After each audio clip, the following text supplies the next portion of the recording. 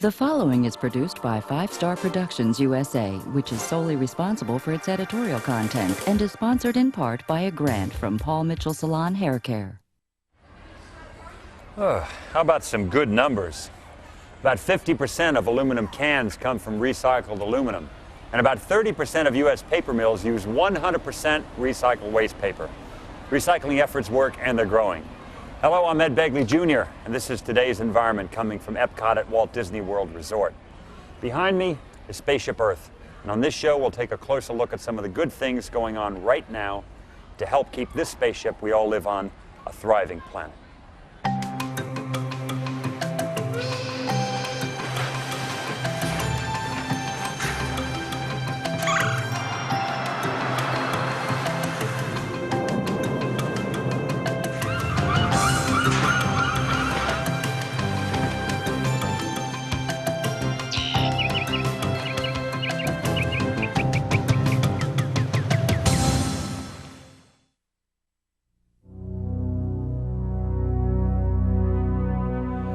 New examples of modern technology seem to appear every day, yet the sun, water, wind, and even the earth that have been here since the beginning offer us nearly infinite amounts of clean, renewable energy. Harnessing these sources remains another great challenge to our technology, and this next idea may be a step in the right direction. You can't miss it. Drill 6 feet down anywhere on Earth, and you'll hit something that may prove more valuable than oil. Thermal energy. The temperature below the frost line always remains about the same whether it's winter, spring, summer, or fall. If that doesn't mean much to you, then consider this. A geothermal heating and cooling system like those manufactured by Maritime Geothermal can use that constant temperature source and with 1 unit of electricity generate 3 to 4 units of heating or cooling energy. That's because the electricity used merely transfers or moves heat rather than creates it. Many electric companies, like Bangor Hydroelectric Company, want to continue to take advantage of this energy-efficient electro-technology because it can help conserve electricity. Here's how it works in a cold climate like Maine's. A pump is inserted into a water well, or long, flexible pipes get looped into a long horizontal trench, or copper tubing is laid in the bottom of a deep pit. A thermal fluid circulates through the pipes or tubing and captures the temperature underground as it heads into the heat pump. The heat pump uses a compressor to increase the temperature of the thermal fluid to over 200 degrees and transfers that compressed heat to water or air within the house. In summer, by reversing the cycle, the heat pump extracts heat from the hot air within the house and exchanges it with the cooler temperature from underground, creating air conditioning. Another added bonus is that the excess heat contained in the thermal fluid can be channeled to a modified hot water heater, thereby reducing that part of the utility bill by as much as 50%.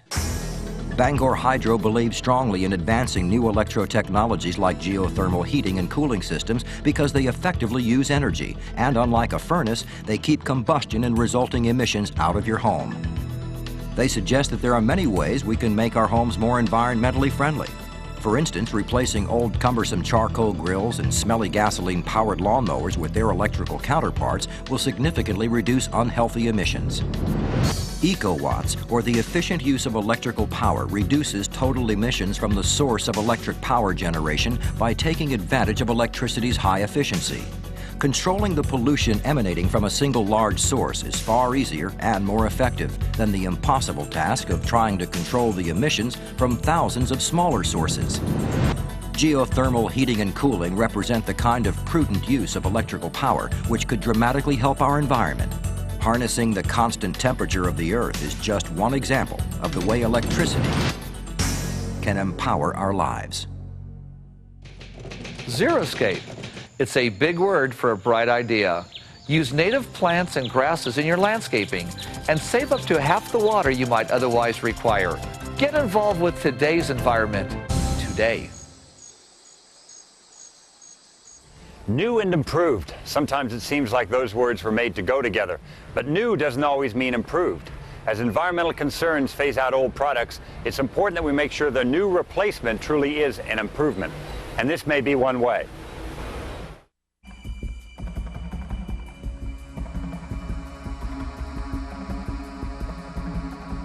Behind these walls, you'll find one of the toughest torture chambers in the United States.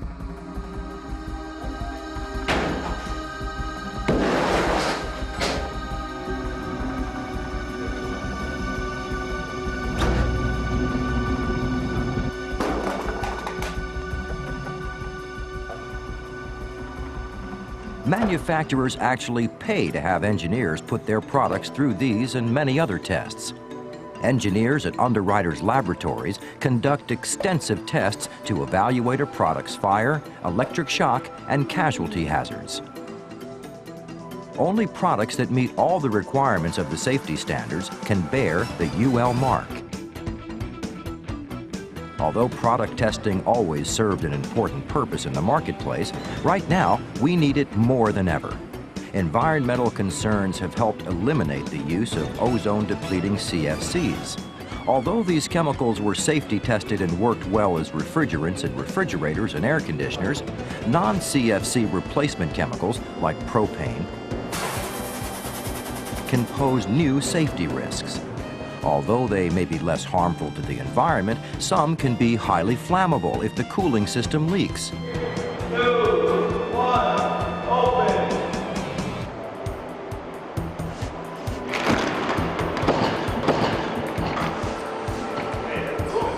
Halon, a common chemical used to extinguish fires, is also being phased out because it depletes the ozone layer. Recently developed replacement chemicals must be tested for fire squelching effectiveness and environmental safety. Many products also undergo testing for personal safety. Radiation emissions from televisions must be below acceptable levels. Office equipment, such as photocopiers, can emit ozone and must be evaluated to ensure the emissions fall below harmful levels. Even the growing use of electric vehicles could pose the risk of electric shock. The charging units for these prototype automobiles undergo stringent testing and must meet rigid standards before they can receive the familiar UL mark. Environmentally safe products and chemicals may not necessarily be completely safe for people or property. Only thorough testing of new technologies will allow manufacturers to find the right combinations of materials that can be determined to be safer for people and for the planet. Coming up on today's Environment, rotting garbage creates a valuable alternative energy and what you may not know about aerosol cans. Next.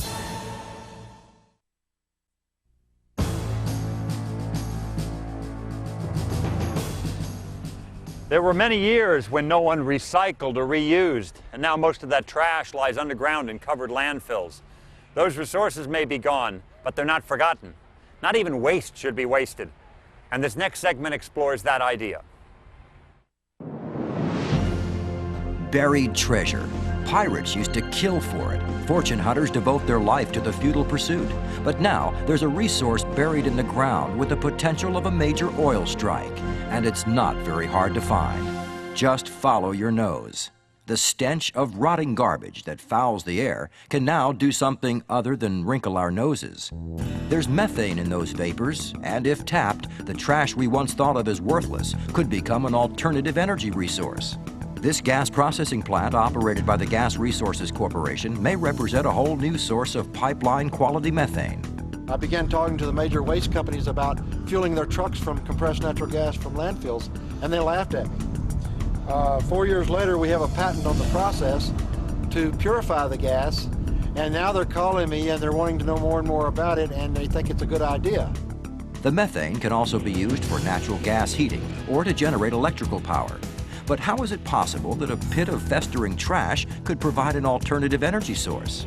Well, once a landfill hits capacity, it gets covered over with a thick layer of soil.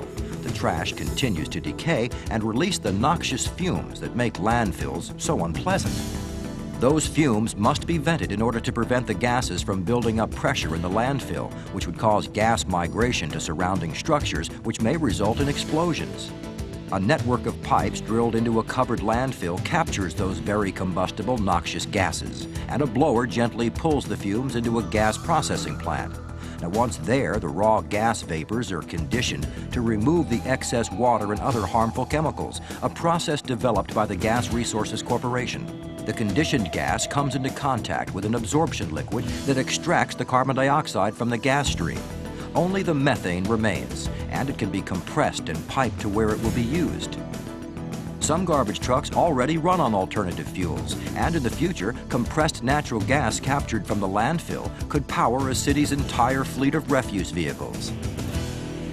With the nation's non-renewable oil resources dwindling every day and landfills brimming over and closing faster than we can replace them, it may be time to tap this abundant supply of clean energy, which is available in almost every city. Americans lead the world in the amount of trash we throw away. A new technology that lets us convert this garbage into a precious resource can help us reclaim some of the waste from our past excesses by capturing a valuable energy source, reducing the amount of greenhouse gases that may damage our ozone layer, and restoring our environment.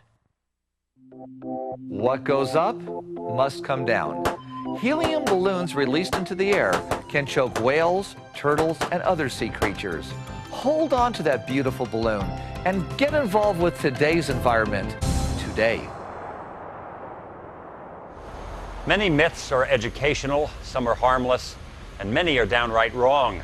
Debunking myths and other false beliefs can sometimes shed the light of truth on a subject and make it more understandable.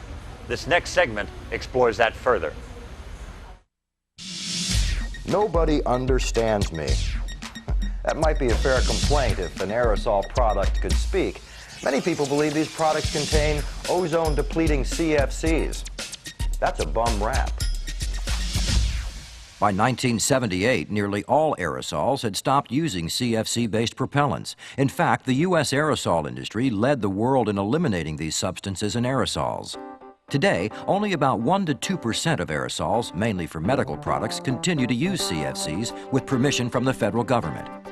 Since American industry manufactures nearly 3 billion aerosol cans every year, the National Aerosol Association wants to dispel the myths that they harm the ozone layer. A recent Roper poll indicated that only 25% of Americans know that aerosols do not contain CFCs. Now, and for the last 16 years, non-ozone-depleting propellants push the products out of the can. The aerosol system reflects some very basic scientific principles. Inside each can, you'll find active ingredients, inactive ingredients, and a propellant in carefully researched formulas. The active ingredients consist of the actual product, such as a shaving foam, an insecticide, or hundreds of other household items. The inactive ingredients, like water or other solvents, help the propellant work better. The propellant is a gas liquefied by the high pressure inside the can. When you press the valve, the propellant rushes for the low pressure outside the can and returns to a gaseous state. That gas suspends droplets of liquid active ingredients, and it all comes out as a mist, spray, or foam. If the product inside the can is gelled like shaving cream, the propellant gas puffs it up and then evaporates. Natural products like propane and butane often make good propellants that do no damage to the ozone layer. Since steel or aluminum containers hold the high-pressure system, the empty aerosol cans should be recycled whenever possible. You can usually put them in the same bin as other steel or aluminum cans. Today, over 1,400 communities take empty aerosol cans in recycling programs. Sources at the Steel Recycling Institute note that the steel on aerosol cans consists of at least 25% recycled content. The National Aerosol Association recommends aerosol products for their efficiency, effectiveness, and economy, and claim that almost none of the product gets left in the can, and that the design of the cans make them very tamper-resistant and hygienic. In a world loaded with misinformation, myths, and legends, it's important to know the truth about a misunderstood process. Because if these products really can serve consumers without harming the ozone layer, they may help propel us into a better environmental climate. Environmentally distressed property, knowing how and why can result in profit. Plus, neighborhood hardware stores help the planet. Next on Today's Environment.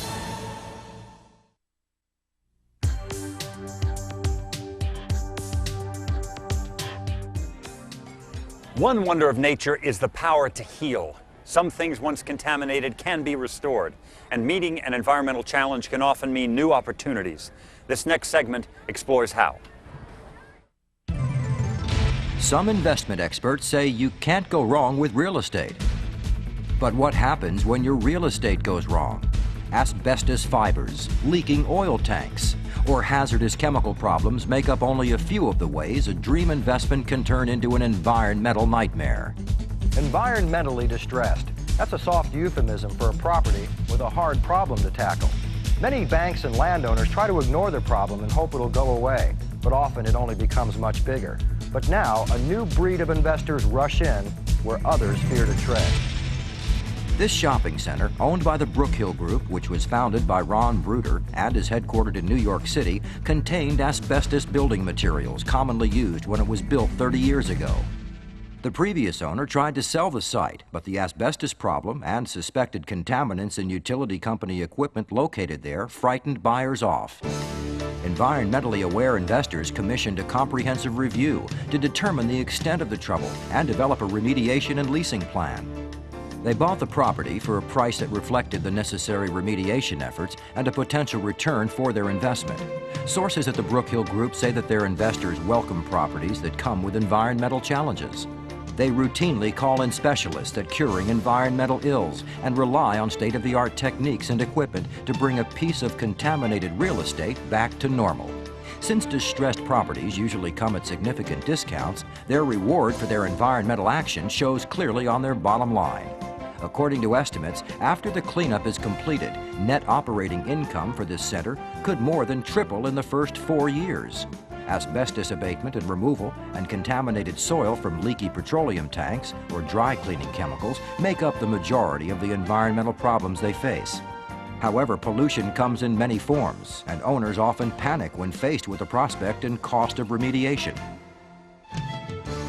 Investors in environmentally distressed real estate usually bring in an expert to rationally analyze the problem and compute the potential cleanup costs before they decide to make an offer on a site.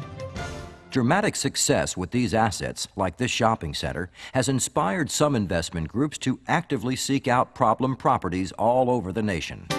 If toxic sites are no longer considered poison and investors can make healthy returns for healing a property, their investment bodes well for our environment, and we can all participate in the profits.